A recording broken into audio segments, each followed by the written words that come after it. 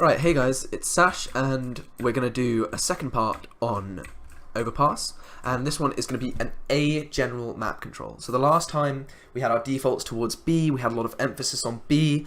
I didn't include it in the video, but you can just pause and hold your defaults and wait for CT aggression and basically punish them.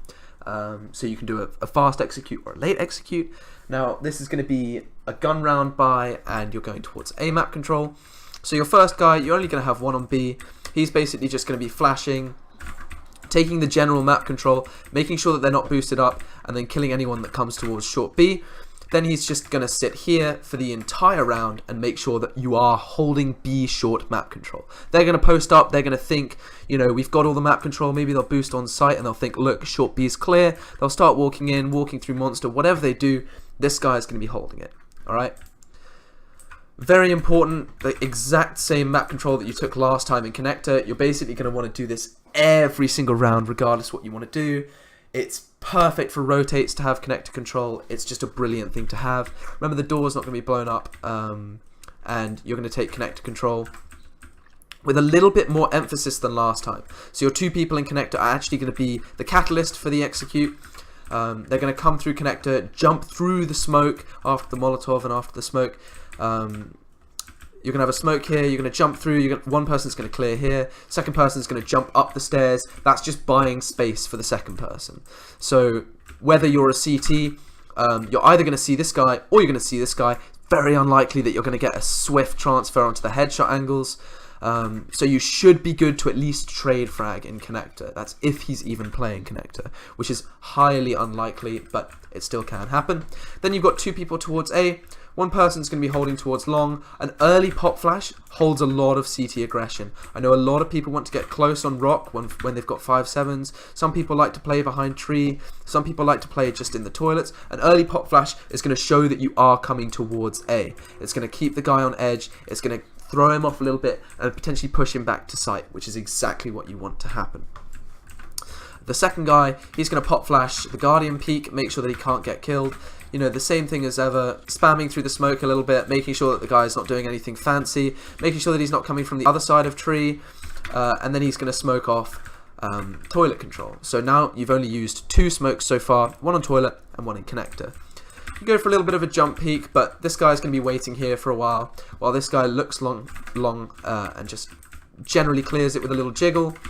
There's no need to take long at this point. There's no reason to take long at this point. Just be aware of the fact that they can flank you, and you've got to be present-minded that the flank is available.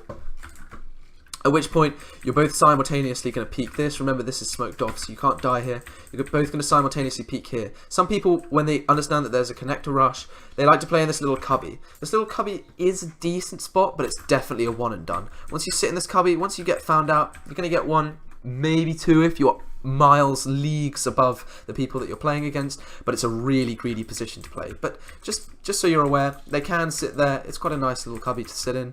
But you're simultaneously going to peek through here. One guy from tree, he's going to support this guy. This guy, he's going to start running up. You get a nice little pop flash over the top of connector. As soon as the pop flash comes on the top of connector, the AWPer's going to be blind. A lot of places that AWPers like to play, they like to play aggressive here. They like to play a little bit less aggressive, but watching the connector peak just to get a free kill, something like here. Really good position for AWPers to play is along here. They can fall back just a little bit more. Really, really free kill for AWPers to get. There's loads of stuff on A that it's really hard to take map control. So at which point you've got one guy who's just basically cleared this, and now he's just going to sit here and hold aggression. His job is basically done for now. The two people are going to come out of connector and they're going to start clearing to long side. So both of these guys are going to clear close inside toilets. As they clear the right hand side, they're going to say, yeah, look, it looks pretty clear. They're going to jiggle long and then just take a brief look and especially trade the AWPer if he's here. If the AWPer picks a guy here, you've already got three teammates in close proximity ready to trade, make sure he can't get back to sight. It's much better to throw away your life when trying to trade than to just let him fall back and take the man advantage. Anyways, once you've taken this little bit of control, trying to get too greedy, trying to get picked by an AWPer here. A fun fact is if these guys playing here, you can actually spam through Very important to get the headshot so you can hear the gush or hear the dink, or you can see a little bit of blood on the wall, but you can spam that. It's super effective. In the same way, you can probably spam out the AWPer, but it's not wise because the AWPer will know exactly where you are, hit you for about 50 to 60 damage. Anyways, you've taken this piece of map control. Now you're going to start clearing this long side map control. Both people from connector they're going to come up, they're going to clear close long control, at which point your guy's holding flank here. At this timing, you might be aware that they can have pushed monster and can have come T-spawn. So this guy's going to be a little bit on edge. He's not really sure what's going to be going on. He's going to go, guys, look, I need some help. I feel like I'm watching too many angles at once. It's not going well for me.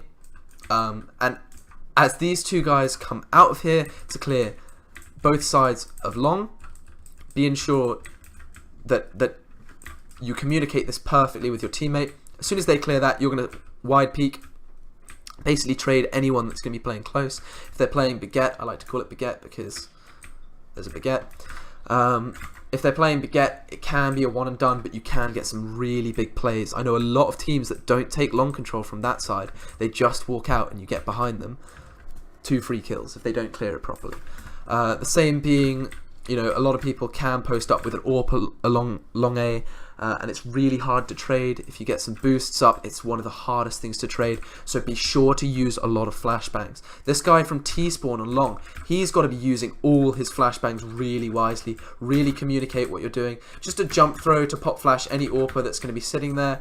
Same thing onto banana control and toilet control. Just a pop flash to throw people back. Really, really important to use your utility wisely. There's so many boosts that people can have. There's so many setups that people can run. It's really worth it, especially if you can trade them and then snowball onto A site.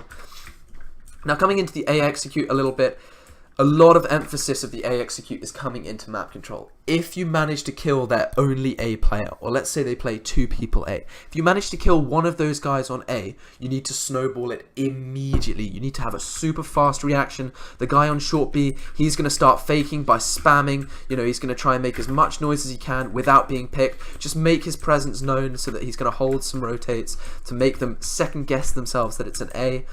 And then he's going to come back and watch T flank. He's going to probably sit cubby. It's a one and done, but it's worth it. He's also ready for the post plant. Now it's super important to get this execute correctly because there are so many smokes that you can learn on Overpass and very few of them are actually useful. One of the most important things if you haven't gotten a pick on map control is to get people walking up onto long.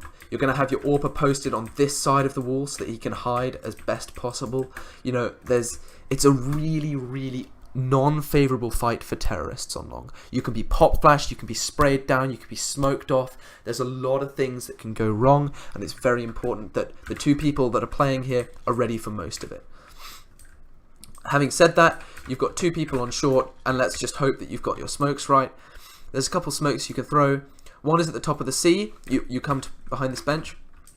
Depending on what strat you want to play. On top of the C, it basically blocks off green. It sort of gets you towards sight. It's just a pug botch smoke. Not very useful. The second one, if you go on the woman's head, it's actually a really nice smoke. I prefer this smoke to a lot of smokes because it cuts off the headshot angle from green. And it just lets you get onto the site with a little strafe jump. But the one smoke that you really want to be using is the man. You smoke him on this head. One of the hardest things to clear when coming onto A site is this ridiculous crossfire that people have set up. You know, you could be playing here, you could be playing back here, you could be playing back there, you could be playing truck, you could be playing backside, you can even boost over here, you can even boost on truck, you can even just be playing default from bank, playing retake from backside here, just getting a pick, falling back, playing retake. So there's a lot of options for you to consider, and when you smoke out truck, you get rid of one of the hardest things. This guy stuck on truck. You smoke out truck, it's a really, really good smoke to learn. The second thing that you want to learn is on A-long. Understand that these pillars are actually solid and your smokes will hit them. But I came up with this smoke a while ago. You sort of come towards these trees and you basically follow this up and you just left click it somewhere towards inside these trees, and essentially this smoke sorry, on the right hand side, where am I aiming? On the right hand side of these trees, and this smoke is just going to block off green, and it basically pops in front of green. And the important part of that is acknowledging that people can run through.